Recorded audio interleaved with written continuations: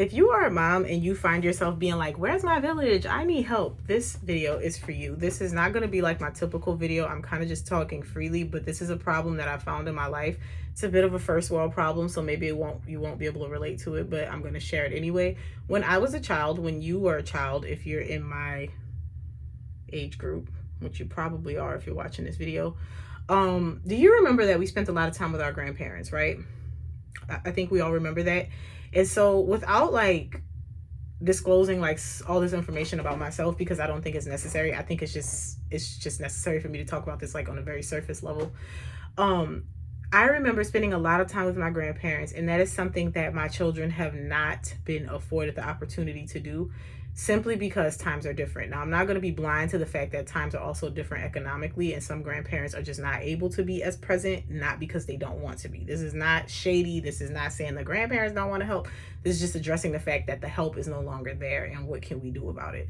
So whether or not your parents are still working, whether or not I'm saying parents, but most of the time it's mom. Whether or not your mom is still working, whether or not she has other things going on, whether or not she can be as present as you will want, here are some things that I feel like we as moms need to take into account. One, I don't like to throw pity parties for myself. I'm fully aware that I have these children. I consented to have these children with this man that I marry, and we figure these things out. However, these are real problems that I feel like we should address. The reason I say that is because I don't want this to come off like I'm whining. I don't want anybody to feel like, well, if you didn't want to have kids, because that's not what this is about. I love my children. However, I am a human, I am an individual, and I need time apart from my children, as do other mothers. And so one of the things that I found to be really helpful is using the neighborhood, letting your children play outside. A few years ago, my children would only play outside if I was able to come outside with them. Now, granted, I feel like that was a great decision. My husband used to say like I was doing the most, but I think it was a good decision because they were still a lot younger at the time that they always wanted to go outside, and I just didn't feel comfortable with them being outside unsupervised, even if other people were outside. But as of recent, and when I say as of recent, like the past couple of years, they've been really playing a lot more with the neighbors. And that has been, I've never realized how helpful that is. So sometimes as moms, we get like overstimulated, or like we're always involved with our kids, and them going outside and enjoying being outside and enjoying their friends has been so helpful. Because when I tell y'all, there's like a 2 to 3 hour period every day where my girls are outside. Now, granted, the baby ain't outside. He's still babying and I'm still dealing with him. But the girls are outside. They're outside. And I can't say how sometimes that is just the break that I need, because they are also very independent. So even when they're inside, they're not super needy, but it's also something about, you know, when your kids are inside, sometimes they're very chatty. Sometimes they can just like be coming up to you with the most random things, constantly interrupting you when you're trying to have like a moment.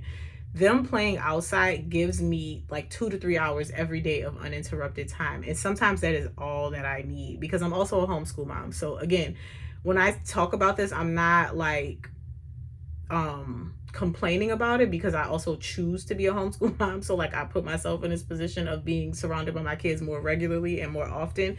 But again, this is something that I feel like applies to other moms as well. So allowing your kids to play outside, if that is available, is something that I do, and it has helped me tremendously.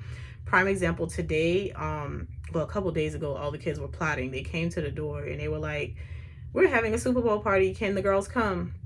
And I was like, when you say we're having a Super Bowl party, who planned this? Do your parents know what's going on? So I immediately texted the other mom, and she was like, yeah, they're gonna do that. So first of all, it's Sunday. So immediately when we came home from church, they were playing outside because their friends were outside. They also recently started a business with their neighborhood friends, and they make a decent amount of money every day selling stuff to people in the neighborhood, which is crazy to me. It's still crazy to me. And so they went outside to play immediately when we came home. They came inside to eat, snack a little bit, rest. And then they went back out to the neighbor's house to watch the Super Bowl. So today alone, I would say that my children were out of my hair for like 5 to 7 hours.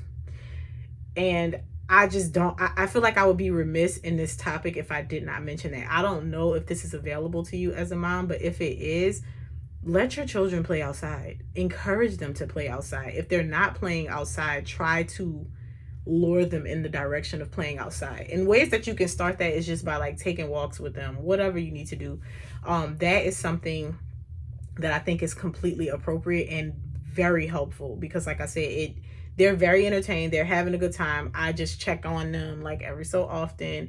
They know that they have to come back inside every so often. They know that they can't leave or do all these weird things. Have those conversations about safety, but allow them to play outside and to experience that, because they get so wrapped up in it that they lose track of time themselves, and they're not constantly coming in to bombard you with things. The other thing, and this one might be a little bit more privileged, but I'm still going to mention it.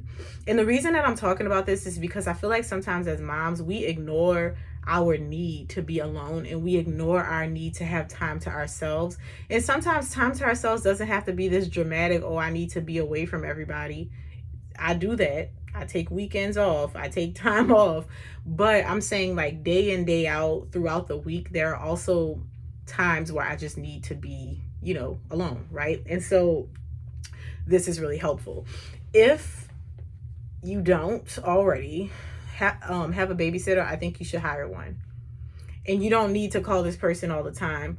You can, with your family budget, figure out how much it'll cost you. $40 to $60 a week is probably all that you need, because quite honestly, you just need a few hours a week, unless you have something else going on. Use that and do whatever you want with it. But have yourself a babysitter. They run about $20 per hour, sometimes less, sometimes more, depending on what their requests are, or like what you would have them do at the time that they're at your home.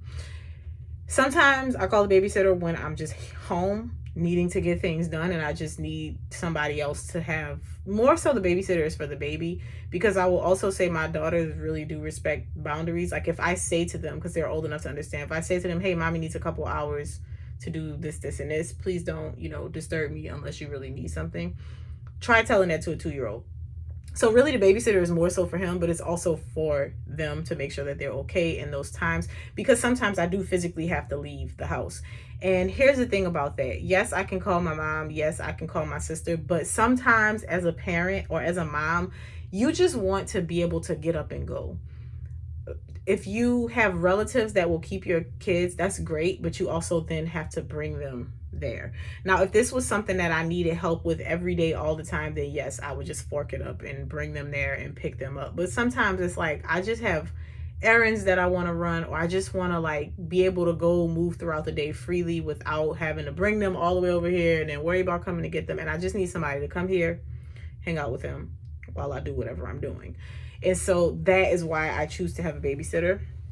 Also, I would add, like I said in the beginning, that sometimes you have grandparents who are still involved in their own lives and they have their own things going on. My mom is one of those people. Like, she's still very youthful.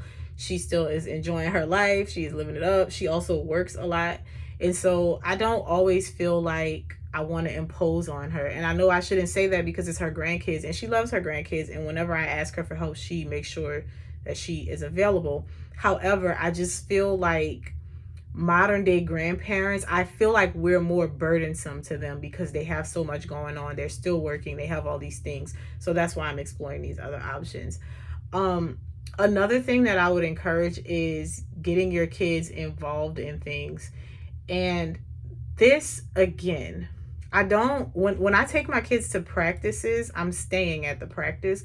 But when I say get them involved with things, getting them involved with it, as I'm talking through this, I'm realizing this is more applicable to homeschool parents. But like I said, I think you can still benefit from this if you're not. Because if you're a parent whose kids go to school, typically you're going to be away from them for like several hours per day anyway. But maybe you also work during the day. And now when you go get your kids, you don't have time to unwind because they're like, hey, mom, right? So maybe this is also helpful for you. I don't know. I'm just talking. So getting them involved in things, not overly involved, because I am the girl that's like, you get one event per season. I'm not taking you to 14 practices. I'm just not doing that. But getting them involved in things that have regular practices, so that during that time, what I normally do, I read. I'll catch up on videos that I want to watch. I'll listen to like a podcast, but whatever it is, I have this uninterrupted time because they're in practice. And that is something that, although it can be burdensome, it is a guaranteed way to have another hour or two of quiet time because your kids are practicing. So the girls have music lessons and they both have sports that they participate in as well. And then throughout the week, I take them to our recreation centers so that they can practice those things, like those sports that they have. So it's volleyball season right now. So we go a couple times a week throughout the day. That's like our PE period for homeschool. We'll go and I let them work on their sport while I do whatever else. Sometimes I get up and I play with them. I'll get involved. I'll kind of like walk them through what they're supposed to be doing. I'll do like basic coaching, help them with certain skills that they're supposed to be working on. We'll do drills. But most of the time I take them there. I let them set themselves up. They do their independent practice. Sometimes they practice with each other because they're also playing the same sports. And while they're doing that, I have my quiet time. And so I think that this is not the complete solution to the village issue that we have. But like I mentioned, I'm not a person who likes to complain about things. I like to try to be more solutions oriented. So while it may not be the perfect solution, I'll be honest, I miss my mother-in-law because, oh my goodness, like she was supreme. Like I could bring my kids there and leave them. And I mean like for weeks at a time. And even when we lived with her before we bought our house, it was very helpful to have somebody, even though she was still working at the time. She was not retired at the time that we moved back in with her. She was available. Like she was a grandma for real. She was not at all like her and my mom were night and day. Like my mom was very much so still like very youthful. And my mother-in-law is like a grandma. She was like a grandma. So she was able to take them. But anyway, I'm digressing quite a bit. I like to find solutions to problems instead of pointing out the problems without posing a solution. And so where I am now is I use the help that's available to me, but I also try to use resources that are easily available to me. I don't like to sit in a pit and complain about things. And I think sometimes as moms, we have to not complain about the way that things are, and we have to try to make the situation as best we can. And that is something that I have to attribute to my husband because he calls me out all the time about like, why do you put yourself through this? Like, why don't you do this? Why don't you? Because he was the one that was like, why don't you just hire help? Like, why don't you hire somebody? We can get somebody to come here. Like, do you want to do that? And for a long time, I was like, no, no, no. And then I was like, okay, yeah, you're right. So we hired somebody, and we, like what I mentioned about the babysitter, you have somebody come as frequently as you need to. And if it's a regular person, they can be like your date night babysitter. They can be the person that just comes randomly. If you have the budget, you can hire them part-time as a nanny. I think that one, you kind of have to, do what works for your family in that regard. But also, like I said, just letting your kids play outside, having events for them. And obviously, it's also going to cost you time and energy to get them to and from the practices. But the way that I think about it, they're getting involved with their friends. They're doing something that they love, and I get a couple more hours of quiet time. Why is this all important? Because if my cup is not full and if I'm extremely irritated and just like overstimulated all the time, I can't be a good mom. I can't show up as happy and healthy. I can't even enjoy my children because I'm just stressed out all the time. And I'm like, oh my God, like y'all so annoying, right? And that's not what I want. That's not what I want. I'm sure that's not what many of us moms want. And so although this does not solve the lack of village problem that we all seem to find ourselves in, because I can be honest and say that I spent a significant amount of time with relatives, with cousins, with aunties, with uncles, with grandparents when I was younger. And that opportunity is just not there for me and my children, as I'm sure is the case for a lot of us, because this is not a new conversation. We just don't have the communities that we once had. But I do think that we can be proactive about it. And I do think that we can try to find modern solutions and just kind of like trial and error it and work it out until we get to where we want to be. So I really hope that these tips are at least somewhat helpful. Like I said, maybe not all of them are going to be available to you, but they do work. One last thing that I would add is if you have small children and a little bit older children, you can work out something with your kids too. Like I give my girls money every week, and not a lot either. But I give them money every week just for the spot times that I'm randomly like, hey, keep an eye on your brother so I can go take a bath, right? Because if dad's not here and I need to go do something and everybody's on chill and the baby's not like screaming and acting crazy, I'm going to leave him with them for a few minutes while I go do something that I need to do. And so I also have like a little budget for that where I can be like, hey, everybody's sitting down chilling. Hey, keep an eye on your brother. Let me go do this. And it's never for like eons of time. It's usually like 5, 10, 15, maybe 20 minutes at a time. So if that option is available to you as well, do that. The only thing I would say is do not abuse that, because your children are not anybody's parents. Like, don't put them in a position where they're always taking care of the kid. But I do think that if you have that available to you, that is something that you should take advantage of. And I also have the added blessing of my oldest daughter is like a natural caretaker, so she always wants to come get her brother anyway. So very often she'll just like randomly be like, hey, can I take him in my room? And I'm like, yeah, sure. And then she'll take him for a little while and then bring him back. Or she might not bring him back and I have to go get my child because, like I said, she loves her brother. But yeah, I hope that those suggestions kind of help. Those are things that have helped me in this season where I am homeschooling, and so I'm with my kids the majority of the time. I am also very much so primary parent in this season because I'm a lot more involved than my husband is right now because of whatever we have going on. And I think that it can be very easy to fall into a system of like complaining and being like, woe is me, and this is so horrible, and I'm so isolated, I don't have any help. But it's so much more productive to try to find solutions to those problems. Maybe this won't help you. Maybe it did. It is my hope that it sincerely did. And like I said, this is a lot more random than the videos that I've been making, but I wanted to talk about this on TikTok, but I just knew that it was going to take me more than 10 minutes to get my thoughts out. So here we are. Maybe I'll start doing little chatty videos like this once a week. Maybe not. I don't know. I guess we'll see. But I will see you in the next video.